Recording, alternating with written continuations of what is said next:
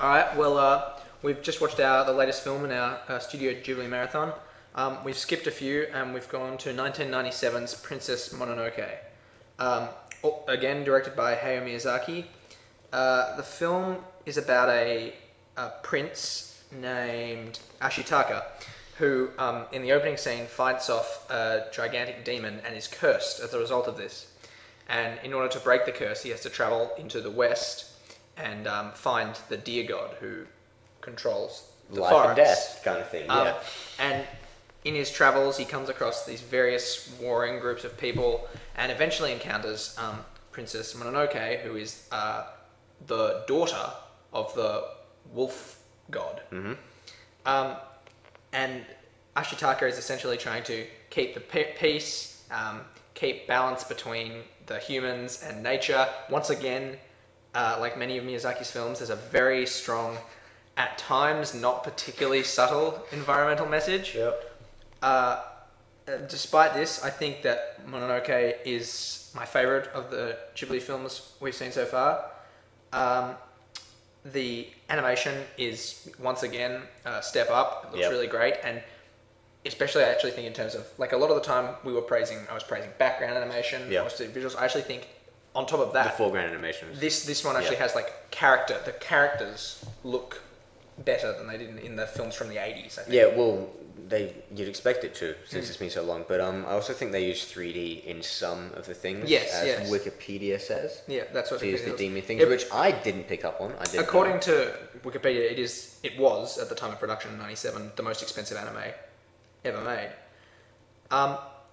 Now, the film probably shares quite a bit in terms of themes and even in the way that the story unfolds with the first film we watched, Nausicaa of the Valley of the Winds, which you've said is one of your favourite films. Yeah. I thought this was considerably better than that film. It had...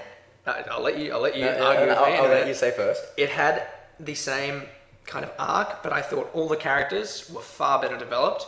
I also thought that the film was very well paced. Like, this film, this is the longest of the Ghibli films. It's over 2 hours. An hour and a bit, an hour and 15 minutes, roughly. Yeah, 2 hours and 15 minutes. Oh, two, sorry. And but it doesn't feel like that. There's good action. It's the most violent of the film as well. Yeah, it's only the second Ghibli film that's been released to have an M rating. It's the only one that Miyazaki's directed that has an M rating. And it's not bloody. I mean, when you think of violence in anime, your mind goes to some pretty dark places. It's nothing like that, but certainly compared to a lot of the kind of more whimsical, kid-friendly films, this is a little more... No spoilers here. People's heads do get kind of blown off with arrows. There is violence in the film. Which doesn't happen in any of his other films, that's for sure. It does have the same... The film does have kind of a little bit of what I've started to refer to as, like, anime weirdness.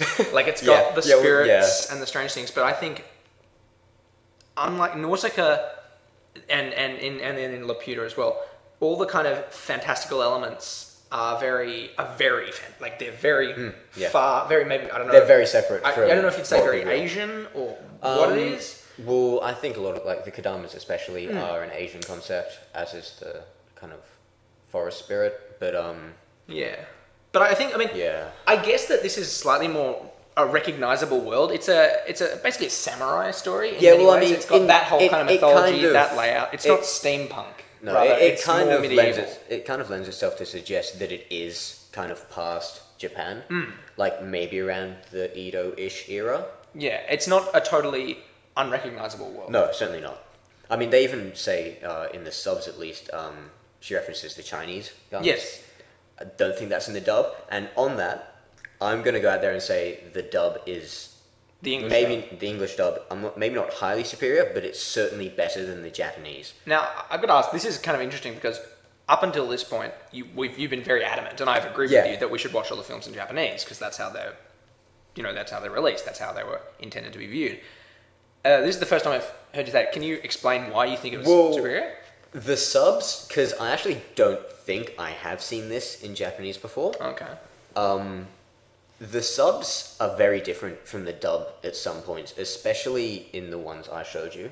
Yeah. There is one line in particular that annoyed me immensely near the end. There are definite changes just from the scenes that Brett showed me afterwards in English.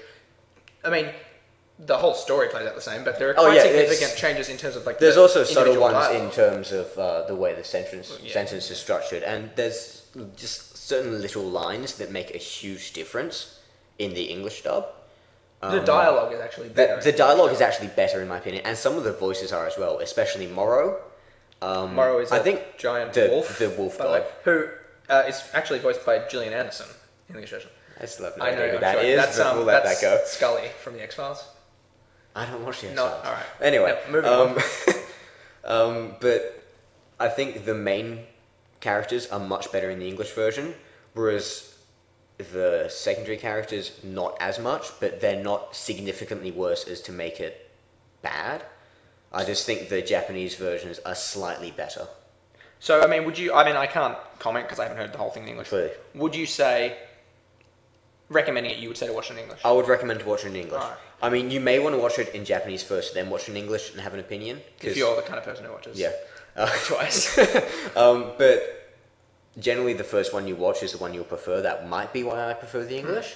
I mean, I certainly didn't have a problem with the Japanese. Neither did I, except for Morrow. That was when you That's were... the one thing that because she doesn't sound female in Japanese, and her voice just doesn't sound as good, in my opinion. Okay. Anyway, what else do you have to say? On the topic of characters, I was saying how I thought the characters were better fleshed out in this film than they were in Nausicaa, and probably in any of the other fantastical films. I mean, I don't know what it is, but I did think that the relationships between the characters, and then there are characters who, I mean, there is a villain in the film, sort of, but even she kind of inspires loyalty. That she's the woman who owns the steelworks in the film, kind of representing industry as opposed to nature.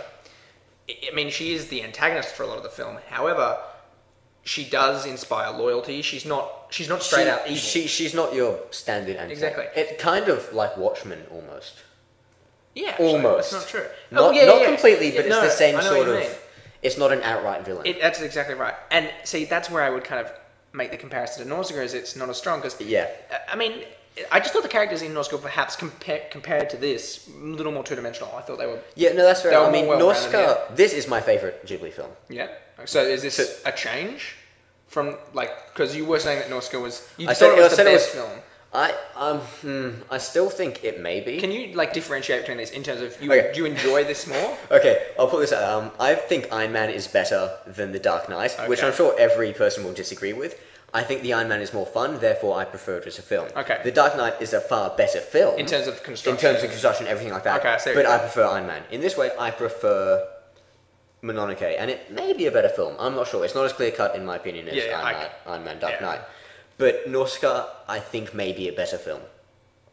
I'm not 100% on that, but I think it may be. Personally, I disagree, but I understand what you mean. Yeah.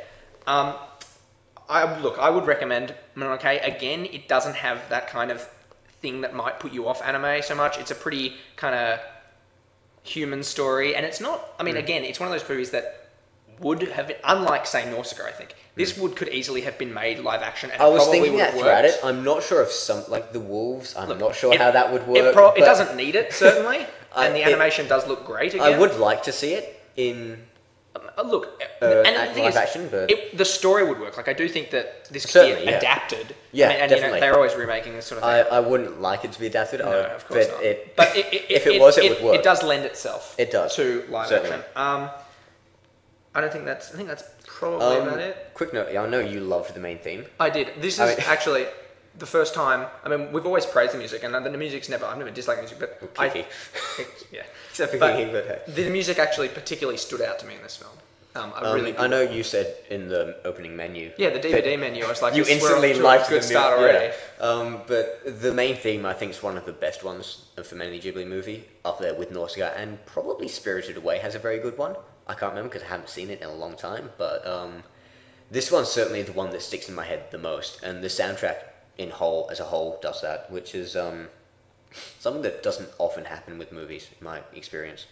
Oh, well, I'm actually just reading, we mentioned how the film's a little more violent. It also, in the States, it did get a PG-13 rating as opposed to a PG, so that's the equivalent to M, essentially. Okay, yep. So it's certainly, it's more mature, but I wouldn't say it's inappropriate for kids. No, it's not certainly bloody.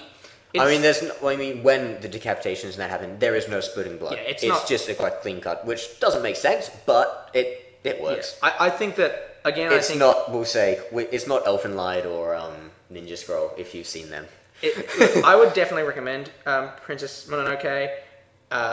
Looks really great. Good story. It's like I said, it's longer, but it doesn't feel it.